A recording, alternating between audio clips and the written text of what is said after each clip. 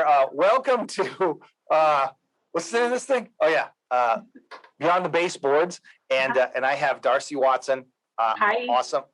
Awesome real estate agent with Century 21, and tell everybody like what area that you specialize in and why you picked that area. Well, I specialize in actually Calaveras County and a few of our other counties, Amador and San Joaquin. Okay. I specialize in these areas, which are actually in the state of California. And I specialize in these areas because this is where I'm from. I was born and raised in Lodi and Stockton area, which is the San Joaquin. Stockton's pretty, like, you were getting some fist fights? Man. I heard it's pretty tough. Okay, yeah. Yes, it is very tough. I am very thankful to Stockton for a lot of my real estate experience. Yeah, that's funny. But I will say that I grew up in Lodi. I went to high school in Stockton, and then over the years, I came up here to Valley Springs, where I live now, and I've been here for about 20 years. How many people in Valley Springs? About 3,500, but I would say close to probably 5,000. We have a couple little smaller towns close to us. So I would say about 5,000 to 6,000 total in our little area, in our little 3-town type. It's small but big. So in your like your bubble of work, it's about 5,000 houses or 5,000 people? No, because I actually kind of specialize in our county, which is Calaveras. Okay. And it handles a lot of handles a lot of towns locally. So you could be anywhere to somewhere in 45 minutes in Calaveras or 10 minutes down the road. So we have beautiful areas like for skiing, lakes, golfing. We have all kinds of things, but we're this little county, you would say, nestled 35 minutes east of Stockton and Lodi. Okay. So commuter somewhat town, you can still commute to the Bay Area, but a lot of Central Valley commuters, because this is like one of the places that you can come and have this beautiful outdoor type of environment, but yet still have small, less expensive house prices. How long have you been a real estate agent? I'm going in my 5th year. Okay. What did you do before that? Before that, for about 10 years, I owned a business. And I owned a tanning salon and boutique locally here in my town. Okay. And I owned that, and I just kind of got to a point where it was the point where I'm like, do I hit the refresh button on this business and revamp it and do something different here in the business, or do I just do something different entirely? 10 years before that, I was in sales for for a cell phone company back in the day when you had the old flip phones, and I used to sell them and manage the stores. And so I wanted to get back into sales, and I love helping people. So that was kind of my number one focus on. I remember my house buying experience, and I just felt like the excitement and how much I loved it, and how important it was to have an agent that was helpful to you and also excited for you. And so I just thought I would do it. And I'm kind of like a 3rd-generation real estate agent. It's been in my family my entire life, and it's kind of like in my blood, Well, one of the things we talked about earlier that I really think is great about you is that you're aggressive. You're very aggressive, but you're on point with your stuff. You're not like sometimes agents are emotionally aggressive where they're angry or they're volatile or whatever, but they're not actually poignant with their stuff. They're not thinking about like, hey, this is wrong because of this, or this is right because of that. Let's be reasonable here. One of the things that I really love actually about working with you is that you're pushy in a way to like try to help everybody to get the deal done. When did you come up with that? Is that something that just happened naturally, or how did that work out for you? Because not all agents possess that awesome ability. Well, I would just say that, I'm a kind of a normal grab the bull by the horns type of person. That's just kind of my natural personality. And I've learned over time, how to kind of perfect that a little bit better, and kind of make it, what's the right word, refine it a little bit more, because I had a tendency in my younger years to be overly like, not necessarily like a China shop bull, but just kind of almost too blunt.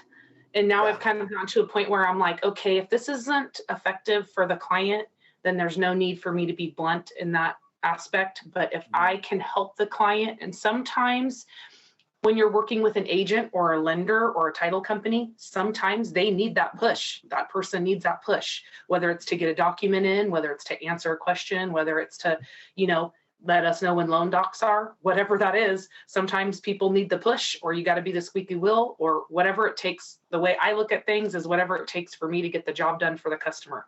I've always with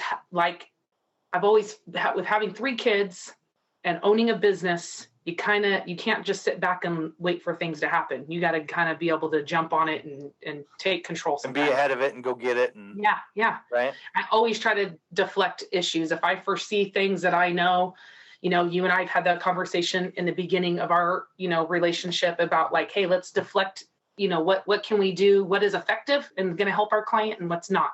If we foresee these problems early on, let's try to nip it in the bud before it becomes a real issue. Yeah, that's the other thing too. It's really important to understand that everybody's on the same team. I think a lot of times people, even the sales agent, they're all on the same. We're on the same team together. Title, sales, everybody. But when people start pointing fingers, it's annoying because in the end, we all work for the same person or couple or whatever, and we should be focused on that and not ourselves. Well, our duty is to our clients. That's who our duty is to. So me not getting along with you or not getting along with the other agent or having adversarial issues is just not going to help the client whatsoever. So I feel like, and I just kind of have thick skin. I'm not going to take, Me too. I'm not going to take, I can almost kind of laugh that stuff off. I'm like, okay, well, I'm going to move on from that because my ultimate goal here is to get the job done. What do you think? What do you think from like you've been an agent for 5 years, so you're definitely you've been in battle. Okay, what do you think is some of the most important characteristics for a new agent that's just starting out?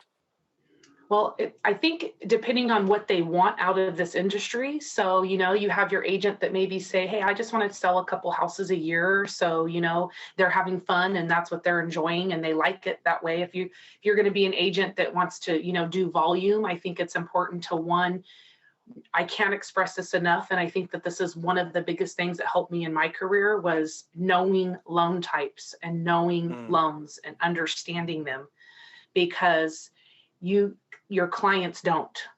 And if you don't understand that, then you're not going to be helpful to your client, because when you see a house, you need to be able to know, well, what kind of, what loan is this going to work? How's this going to work? And what's this going to do? Because I've literally had a client qualify for one type of loan and then not qualify for that loan and then lose the house because he had to go a different loan, which changed everything for him.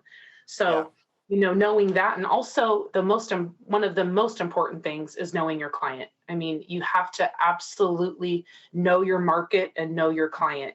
You need to be able to, when that phone rings, you need to be able to tell the client what's on the market. So if they call you and they are looking for something specific and you know your market, you're able to have one up on other people, because if you're on the MLS looking daily at what's out there and you're looking at homes. I mean, if the homes are vacant, I'll often call an agent. Even if I don't have a client interested, I'll call and say, hey, do you mind if I view this house? I'd really like to kind of get to know it.